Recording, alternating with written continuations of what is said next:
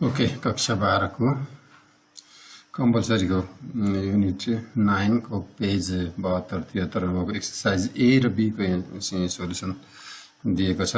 यो चाहिँ कक्षा 12 का साथीहरुलाई उपयोगी हुन्छ भन्ने छ। यहाँ चाहिँ यहाँ शब्द छानेर तल कैलठाउँमा भर्नको लागि यहाँ शब्दहरु दिएका छन्। वर्डहरु redwood, open, occasional, wake up call, logging, detrimental, stint, resolution, then transformation, debris. मा चाहिँ अब लगिङ मिल्छ। Logging is one of the main reasons behind the rapid deforestation in the world. B मा चाहिँ resolution मिल्छ।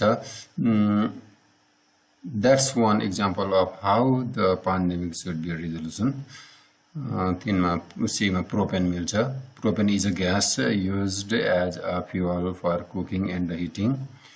नम्बर डी मा चाहिँ debris मिल्छ अर्थात भग्नावशेष। Emergency teams are still clearing the debris from the plane crash. E मा चाहिँ ट्रान्सफर्मेसन मिल्छ। What transformation, you look great, यो तिमी त परिवर्तन भएको छौ त भन्ने कुरा हो। यो परिवर्तन भएर तर चाहिँ ठीक देखिया छौ, बेस्ट देखिया छौ। My father made a new year wake up call to give up smoking.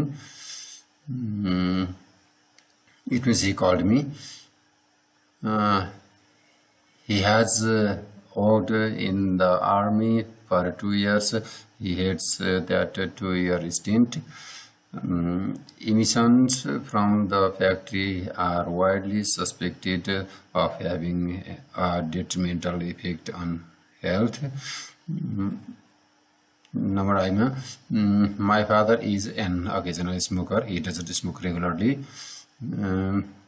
Redwood is a very tall type of tree that grows especially in California and Oregon.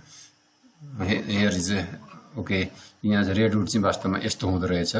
रेडवुडको चाहिँ यहाँ हामी चित्र देख्न सक्यौं। यो चाहिँ धेरै अग्लो हुने, छिटो बढ्ने, उपयोगी काठ हुने भएको हुनाले यसलाई चाहिँ त्यहाँ पनि काठको चाहिँ जथाभावी अथवा यसको जथाभावी खनन गर्ने काम गरिँदो रहेछ।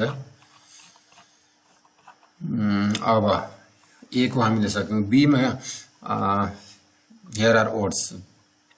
Some words are hyphenated, some words are written separately, some words are written together.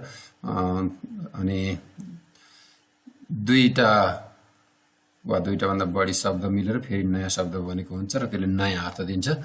कोही चाहिँ हाइफनेसन गरिएका, कोही नगरिएका छन् भने यहाँ प्रयोग गरिएका हुन्छन्। यहाँ प्रयोग भएका चाहिँ सबै हाइफनेसन नगरिएका छन्। हाइफनेसन नगर्दा पनि यिनीहरूको चाहिँ अर्थ लाग्ने रहेछ। जस्तै लङ टर्ममा हाइफनेसन गरिएको छ।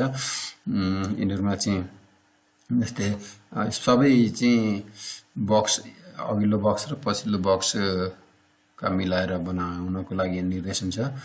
You can just read out the instruction as well. The words redwood, barefoot, single burner, short term, fast paced, mudslide, windstorm, and childhood from the above text are made of 2 words and they yield a new meaning. Okay. Compound words can be written in 3 ways. Open compound as 2 words, example ice cream without hyphenation. Closed compound are joined to form a single word, example doorknob, here also without hyphenation. Or hyphenated compound, 2 words joined by a hyphen. It means by adding hyphen between 2 words. Long has separate meaning and a term has a separate meaning, and a long term gives a separate meaning. In this way, word can be formed and it gives a separate meaning. Choose one word from each box to make sensible compound word. प्रत्येक बक्सबाट एउटा पढ्ने गरे। यहाँ प्रत्येकबाट चाहिँ भनेको पहिलोबाट लिएको हरेक word चाहिँ दोस्रोसँग मिलाउँदाखेरि मिल्छ। Rattle, sun, touch, moon, day, fire, water, basket, pass, vase, weather, grand, cross प्रयोग गरेर यतासँग चाहिँ अब कुन कुन मिल्छन् हामी मिलाउँछौँ। Down, port, light, snake, cloth, mother, walk, flower, dream, man, wall, ox, melon. Okay, rattle plus snake, rattle snake. It is a type of snake. Sun plus flower, sunflower. It is a type of flower, we know it. Touchdown, then moonlight, then daydream, fireworks, watermelon, basketball, passport, pass plus port, washcloth, weatherman, grandmother, then lastly cross plus walk, crosswalk. Okay, you got solution of this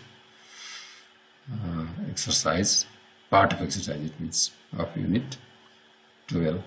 Thanks for watching.